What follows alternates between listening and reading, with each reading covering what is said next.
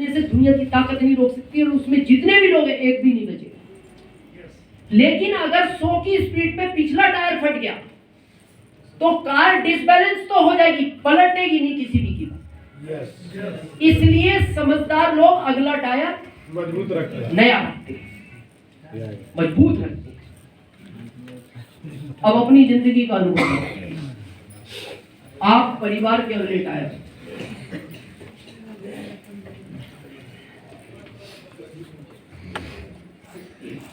सबसे कमजोर टायर हुआ, ना टाइम पे उठना है, ना सोना है, ना खाना है, और इस पूरी गाड़ी को खींच रहे हो।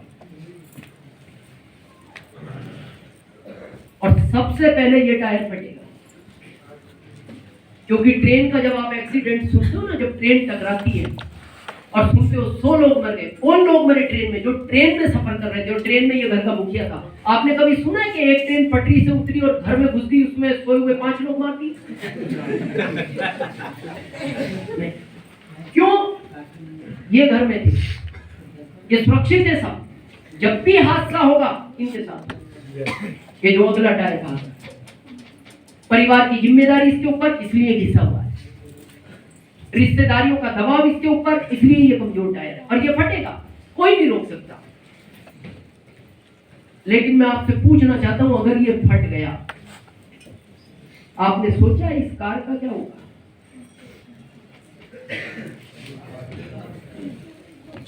अगर ये फट गया ना, ये पलट जाएगी।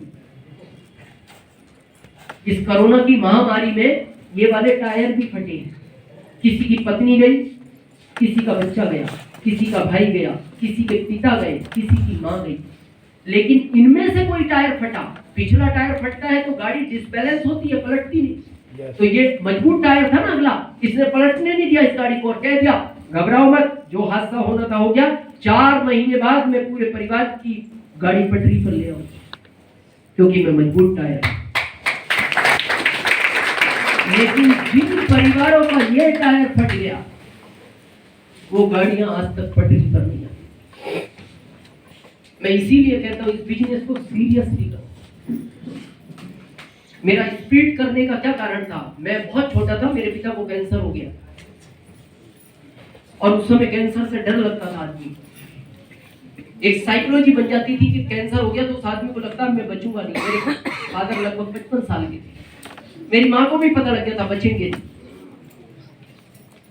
तो हम उनको एम्बुलेंस से लेके दिल्ली जा रहे थे, तो सामने वाली बेंच पे वो लेटे हुए थे, उनके गले में कैंसर हो गया था, उनकी आवाज चली गई थी। समझते सब थे, देखते सब थे, लेकिन बोल नहीं पाते थे। ऑक्सीजन लगा हुआ था, सामने की बेंच पे लेटे हुए। उस बेंच पर हम 3 लोग बैठे थे, मेरे मामा जी, मेरी माँ और मैं। रास्ते में मेरे पिताजी मेरे पैर पे हाथ मारते और मेरी माँ की तरफ इशारा करते। क्यों? जबकि मेरी माँ उनके नजदीक बैठी थी।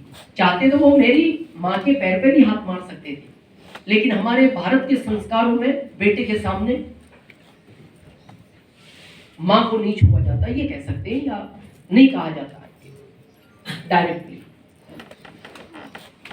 तो मैं सोचता था, कह तो ये माँ से भी सकते थे, लेकिन शायद मेरी शर्म की वजह से माँ से नहीं बोल पा रहे हो। वो मेरे हाथ मारते तो मेरी माँ की तरफ इशारा करते थे, तो मेरे को लगता था ये मेरी माँ से कुछ कहने जा रहे हैं। तो मैं मेरी माँ को बोलता था, माँ शायद पिताजी कुछ कह रहे हैं। तो जैसे ही मेरी माँ उनकी तरफ देखती थी, उनकी आंख से आंसू निकल आते थे मेरे पिताजी के, और मेरी माँ को बोलते थे कुछ नहीं कहना।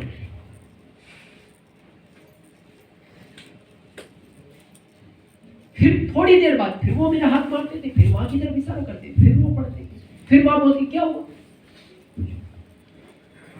मैं बच्चा था, मैं उस चीज को उस समय नहीं समझा, मैं बड़ा होके समझा। तो मेरे को ऐसा लगता था शायद पिताजी को अब लग रहा है मैं नहीं बचूंगा, और फिर ये कुछ कह नहीं पाते। ऐसे मेरे मन में विचार चल रहे थे। एडमिट कराया, 1 महीने बाद वो ऑफ हो गए, नहीं बचे, और मेरी माँ सदमे में चली गई, कोमा में चली गई, एक तरह से ये कह सकते हैं, जिसको आज हम कोमा सब बोलते हैं, उस समय सदमा बोलते थे। बेहोश हो गई। और जब भी मेरी माँ 2-3 दिन में होश में आती थी, थोड़ा उसको पानी पिलाते थे, कुछ खिलाते थे, फिर वो एक ही लाइन बोलती थी, हमारा सब कुछ उजड़ गया, कुछ नहीं बचा। तो मेरे मामा जी बोलते थे, नहीं बहन सब अच्छा होगा। बोले नहीं भाई, सब बर्बाद। कौन बच्चों की शादियां करेगा, कहां से पैसा आएगा, कौन खेती करेगा? उसको एक चिंता थी, पैसा कहां से। उसको ये चिंता नहीं थी, उसको ये तो पता ही था कि अब ये बचेंगे नहीं। बस वो यही बोलती, कैसे होगा, पालन पोषण कौन करेगा? और वो फिर सदमे में चली जाती थी, बेहोश।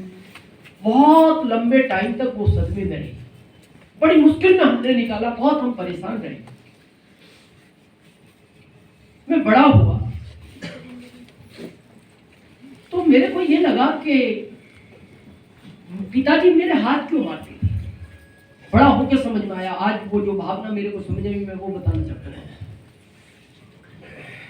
वो मेरी माँ की तरफ इशारा करके सिर्फ ये कहना चाहते थे कि बेटा मेरे बाद तेरी माँ का कोई सहारा नहीं है, दूसरे के परिवार से आई, इसको कभी दुख नहीं होना चाहिए, तू इस बात का ध्यान रख, क्योंकि ये सहन नहीं कर पाई। और वो बहुत लंबा अरसा हमने अपनी माँ के साथ देखा। मेरा स्पीड में बिजनेस करने का सिर्फ एक कारण था, ये बहुत बड़ा कारण था, कि जो हालात मेरी माँ के साथ हुए मेरे पिता के जाने के बाद, बस मैं ये चाहता था मेरे जाने के बाद वो हालात कभी मेरी पत्नी के साथ नहीं हुए।